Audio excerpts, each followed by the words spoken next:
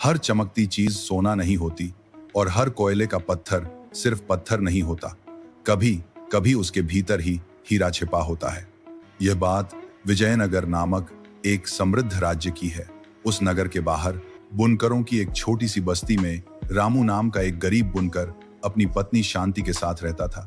वे दोनों बड़े ही नेक और धर्मात्मा थे, पर उनके जीवन में एक ही दुख था, उनकी कोई संतान नहीं थी। वे रोज मंदिर जाकर ईश्वर से एक संतान की प्रार्थना करते थे। एक सुबह जब रामू मंदिर के पास की नदी में स्नान करने गया तो उसे नदी के किनारे एक टोकरी में कपड़ों में लिपटा हुआ एक नवजात शिशु मिला। वह एक प्यारी सी बच्ची थी जिसकी आंखें किसी मणि की तरह चमक रही थी। जब वह हंसती तो उसकी आंखें पन्ने की तरह हरी हो जाती और जब रोती तो नीलम की तरह गहरी नीली। रामू उसे ईश्वर का भेजा हुआ प्रसाद समझकर अपने घर ले आया। शांति ने जब उस बच्ची को देखा तो उसकी खुशी का ठिकाना न रहा। उन्होंने उस बच्ची का नाम नैना रखा और उसे अपनी सगी बेटी से भी बढ़कर प्यार देने लगे। समय बीतता गया और नैना बड़ी होने लगी। वह न केवल असाधारण रूप से सुंदर थी बल्कि उतनी ही दयालु और बुद्धिमान भी थी।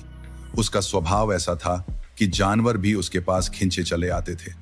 वह अपने माता पिता के हर काम में हाथ बंटाती और अपनी मीठी वाणी से सबका मन मोह लेती थी।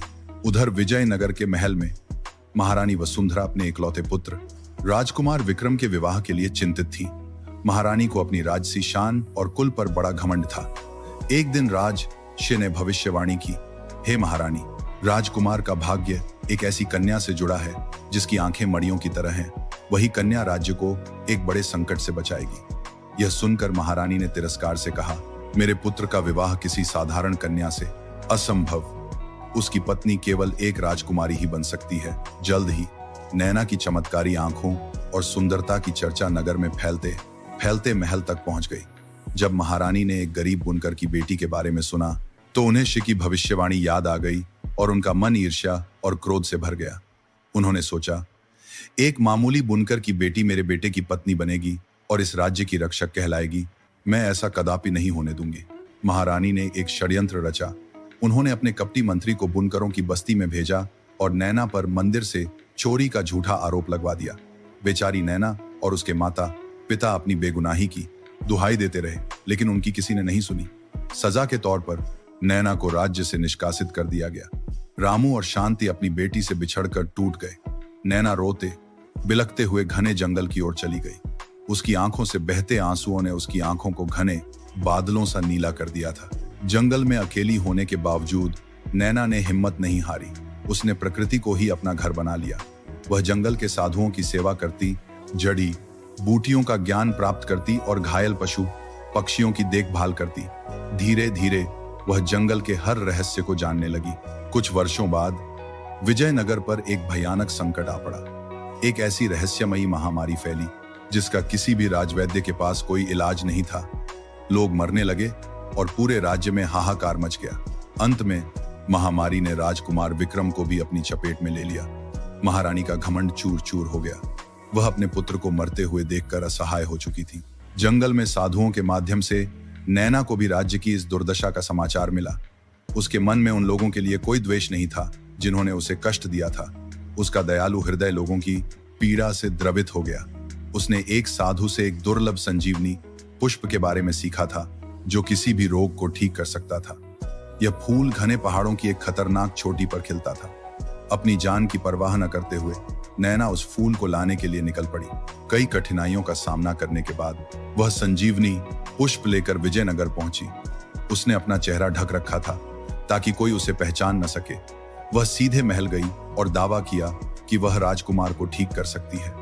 निराश और हताश महारानी किसी भी उम्मीद को पकड़ने के लिए तैयार थी। उन्होंने अनुमति दे दी। नैना ने जड़ी बूटी का लेप बनाया और राजकुमार के मस्तक पर लगाया। कुछ ही क्षणों में राजकुमार ने अपनी आंखें खोली। जैसे ही उनकी दृष्टि नैना पर पड़ी, हवा से उसका घूंघट सरक गया। राजकुमार ने उसकी पन्ने जैसी चमकती आंखों को देखा और वह तुरंत समझ गया कि यही वह कन्या है जिसके बारे में ऋषि ने बताया था। उसी समय कपटी मंत्री ने नैना को पहचान लिया और उसका हृदय अपराध बोध से कांप उठा। उसने सबके सामने आकर महारानी के षड्यंत्र का पर्दाफाश कर दिया।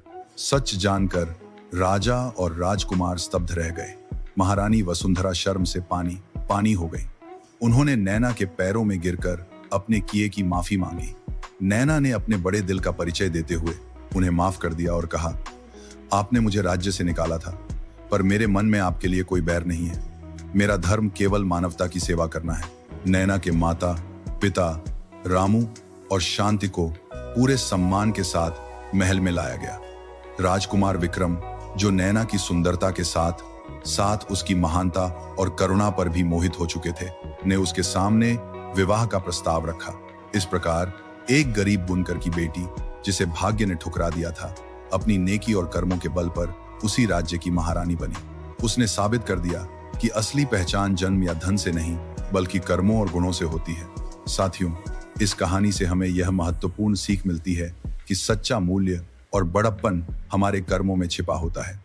परिस्थितियां कितनी भी प्रतिकूल क्यों न हो, अच्छाई और करुणा का मार्ग कभी नहीं छोड़ना चाहिए, क्योंकि अंत में जीत सत्य और धर्म की ही होती है। उम्मीद करता हूं दोस्तों, आपको यह कहानी पसंद आई होगी।